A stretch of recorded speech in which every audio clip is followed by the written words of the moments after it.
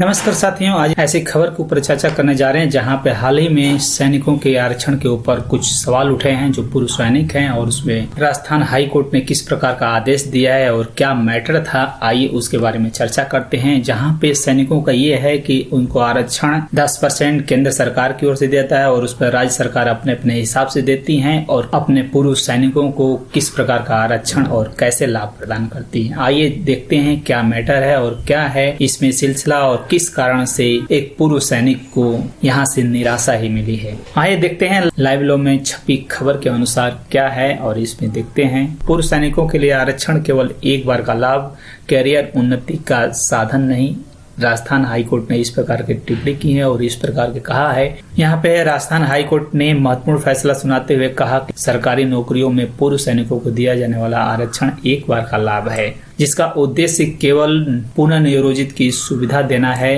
इससे करियर में बार बार उत्पन्न उन्नत पाने का साधन नहीं बनाया जा सकता। जस्टिस समीर जैन की पीठ ने पूर्व सैनिकों की याचिका खारिज कर दी, जिसमें उसने ग्राम विकास अधिकारी बीडीओ के पद पर आरक्षण का लाभ लेकर नियुक्ति के बाद दोबारा जूनियर अकाउंटेंट पद पर उसी आरक्षण का दावा किया था।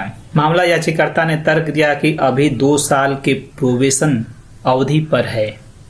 अब यहाँ पे ये समझने वाली बात है, जो याचिका करता है उसने ये तर्क दिया है कि अब ये 2 साल के प्रमोशन अवधि के ऊपर है, उसकी स्थायी नियुक्ति नहीं है और उसकी स्थायी नियुक्ति नहीं है, इसलिए उसे अस्थायी कर्मचारी माना जाना चाहिए और वह आरक्षण का लाभ लेने के हकदार है। साथ ही उसने कहा कि बीडीओ का वेतनमान जूनियर अकाउंटेंट से कम है, इसलिए उसे फिर भी आरक्षण मिलना चाहिए। वहीं राज्य सरकार ने जवाब दिया कि याचिकाकर्ता का नियमित चयन प्रक्रिया से अस्थायी पर नियुक्ति हुई है, प्रमोशन पर होना उसे अस्थायी कर्मचारी नहीं बनाता। तो साथ यहाँ पे राज्य सरकार ने वहाँ दलील दी है कि प्रोबेशन अवधि का होना उसे अस्थायी नहीं बनाता और न वो अस्थायी चयनित प्रक्रिया से नहीं है, वो स्थायी चयनित प्रक्रिया से और वो परमानेंट नौकरी है। वहीं याचिकाकर्ता का तर्क है कि वो प्रोबेशन अवधि के अंदर है और वहाँ पे अस्थायी उसे अभी अस्थायी की स्थिति में, जहाँ हर राज्य में अलग अलग प्रोबेशन अवधि होती है, कहीं यूपी में अलग, राजस्थान में अलग, हरियाणा में अलग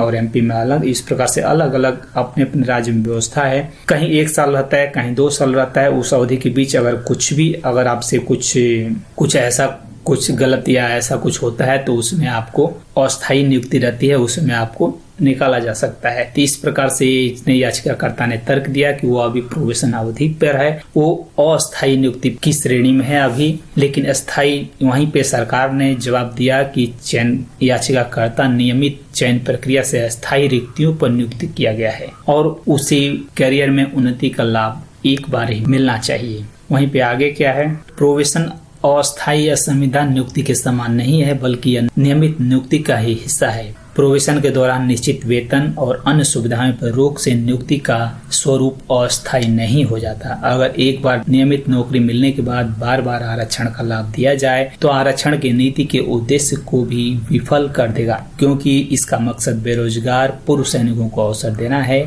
किसी दूसरे पद का वेतनमान अधिक होने या मात्र से दोबारा आरक्षण का दावा नहीं किया जा सकता। फैसले में हाईकोर्ट ने साफ करते हुए कहा कि पूर्व सैनिकों को आरक्षण का लाभ केवल एक बार मिलेगा, उसके बाद वह बार बार आरक्षण का दावा नहीं कर सकता। इसी आधार पर याचिका खारिज कर दी गई। तो साथियों, बताने का मकसद ये है कि आप एक बार अगर पूर्व सैनिकों के कोटे से अगर आरक्षण लेकर और उसमें नियुक्ति पा जाते हैं और बाद में दोबारा उसी विभाग में दूसरे उच्च पद के लिए अगर आप आरक्षण पाना चाहते हैं तो इसके लिए यहाँ पे रोक लगा दी गई है। तो साथियों, इसी प्रकार से आरक्षण के दावे और आरक्षण के मायने बदलते जा रहे हैं आने वाले समय में, और बाकी जितने भी भारत में आरक्षण के मुद्दे हैं उनमें क्या क्या बदलाव होने वाला है और क्या क्या होने योग्य है और किस प्रकार से आरक्षण के ऊपर मार पड़ रही है। तो साथियों, सतर्क हो जाएं, सावधान हो जाएं और ऐसी ही जानकारी के लिए आप चैनल पर बने रहें। अगर पहली बार विजिट करें, लाइक सब्सक्राइब